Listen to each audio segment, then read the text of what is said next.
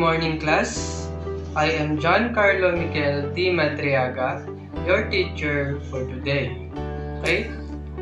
Before we formally start our discussion, let me introduce you my classroom rules. Number 1, respect everyone in the class. Number 2, participate in every activity. Number 3, raise your hand if you want to share your idea about our topic. And number 4, listen attentively. Okay? Before we proceed to our main topic, I have here a video clip, and all you need to do is watch this video and observe what is in the video. Okay? Okay.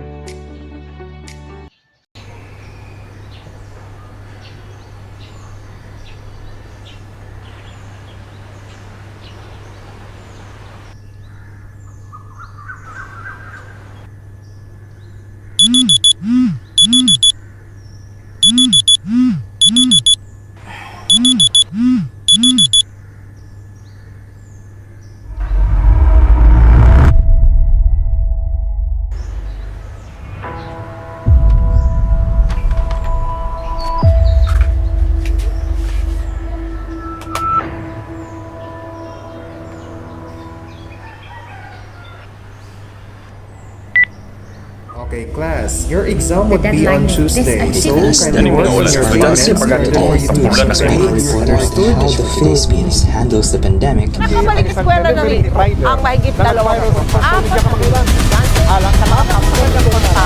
Kuya Jomong, unsa ginabuhat nimo para labanan ng stress?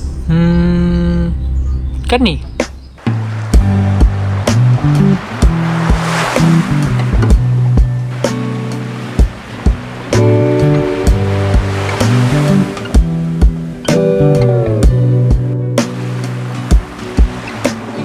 Will it be the pavement or the sidewalk? When I finally lay my eyes on you, someone I've already loved, will you find your way out of the blue?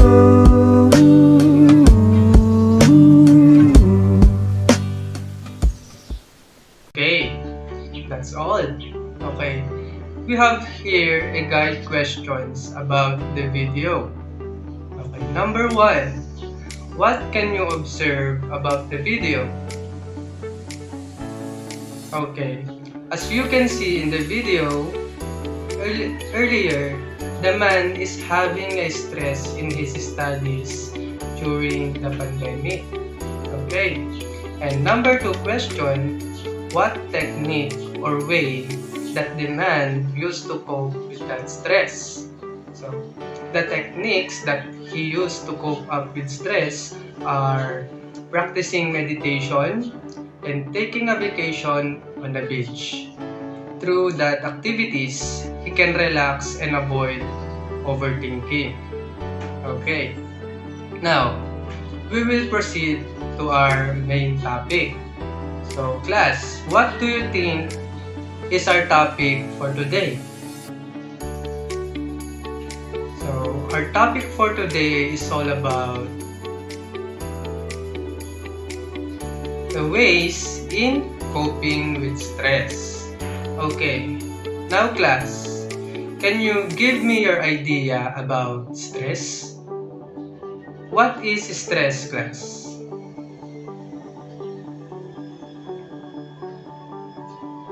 Stress is all about what?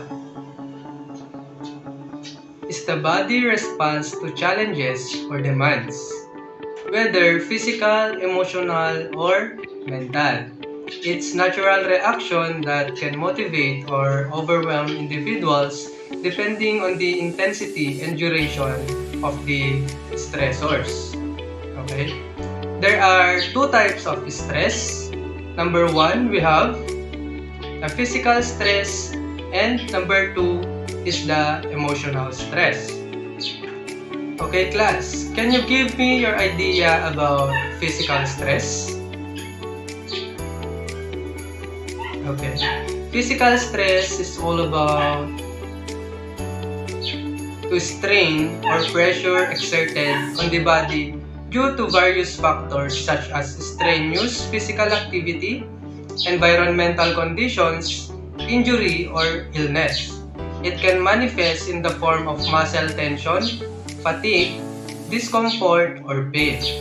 Examples include intense workouts, extreme temperatures, repetitive motions, or carrying heavy loads. So, also examples of physical stress include being sick, having pain, not sleeping well, recovery from an injury, or having an alcohol and drug use disorder. Okay, number 2 is emotional stress. What is emotional stress? Emotional stress is all about the psychological strain or pressure experienced as a result of challenging situations, negative events, or internal conflicts. It can manifest in feelings of anxiety, worry, sadness, or frustration. Examples include work deadlines, relationship problems, financial difficulties, or major life changes. Emotional stress can also impact physical health and overall well-being if not effectively managed. So, examples of emotional stress are relationship problems, that one. Pressure at work, financial worries, experiencing discrimination, or having a major life change. Okay? Now, there are 10 ways in coping with stress. Number 1, we have rebalance work and home. Okay, what does it mean? Rebalance work and home, all work and no play. If you're spending too much time at the office, intentionally put more dates in your calendar to enjoy time for fun, either alone or with others. Okay. Number 2 is get regular exercise. So, what does it mean? Get regular exercise. It means moving your body on a regular basis balances the nervous system and increases blood circulation, helping to flush out stress hormones. Even a daily 20-minute walk makes a difference. Any kind of exercise can lower stress and improve your mood. Just pick activities that you enjoy and make it regular habit.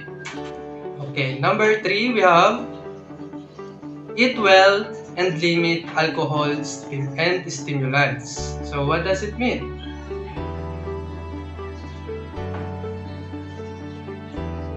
Oh, it means alcohol, nicotine, and caffeine may temporarily relieve stress but have negative health impacts and can make stress worse in the long run. Well-nourished bodies cope better, so start with a good breakfast. Add more organic fruits and vegetables for a well-balanced diet. Avoid processed foods and sugar. Try herbal tea and drink more water. Okay. The next one is connect with supportive people. So, what does it mean again? It means talking face to face with another person releases hormones that reduce stress. Okay? Lean on those good listeners in your life. Example is your family and your friends. The next one is carve out hobby time. So what does it mean? It means, do you enjoy gardening, reading, listening to music, or some other creative pursuit? engage in activities that bring you pleasure and joy. Research shows that reduces stress by almost half and lowers your heart rate too. And the next one is practice meditation, stress reduction, or yoga. So what does it mean? It means relaxation techniques activate a state of restfulness that counterbalances your body fight or flight hormones. Even if this also means a 10-minute break in a long day, listen to music, read, go for a walk in a nature, do a hobby, take a bath, or spend time with a friend. Also, consider taking a mindfulness-based stress reduction course to learn effective, lasting tools, or try a daily deep breathing or imagery practice. The next one is sleep enough. Okay. What does it mean? Sleep enough. If you get less than 7 to 8 hours of sleep, your body won't tolerate stress as well as it could. So, if stress keeps you up at night, address the cause and add extra meditation into your day to make up for the lost 6. Try to get 7 to 9 hours of sleep each night. Make a regular bedtime schedule. Keep your room dark and cool. Try to avoid computers, TV, cell phones, and tablets before bed. Next is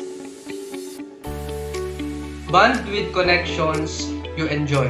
So what does it mean? It means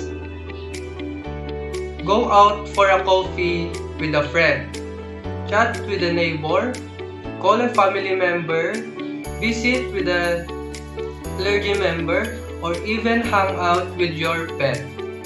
Clinical studies show that spending even a short time with a companion animal can cut anxiety levels almost in half. So the next one is take a vacation. So it means take a vacation. Getting away from it all can reset your stress tolerance by increasing your mental and emotional outlook, which makes you a happier, more productive person upon return. Leave your cell phone and laptop at home. And the next one is see a counselor, coach, or therapist. It means if negative thoughts overwhelm your ability to make positive changes, it's time to seek professional help. Make an appointment today. Your health and life are worth it. So, that's all for today's topic. And for your generalization, so why it is important to cope with stress? It is important to cope with stress. Coping with stress is important because excessive or chronic stress can negatively impact physical and mental health, leading to the issues like anxiety, depression, heart disease, and weakened immune function. Effective coping strategies help individuals manage stress, enhance resilience, and maintain overall well-being. So that's the importance in coping with stress. So for your application, I will group the class into 4 groups, and the name of this activity is role play. I want you to act how stress can affect your physical, emotional, and mental health, and choose one on the ways on coping with stress would you like to act to cope with that stress. Okay? Okay. And for your assignment,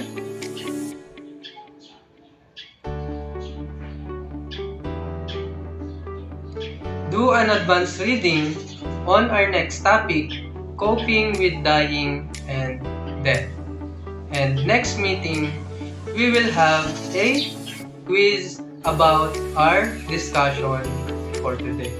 So, that's all for today.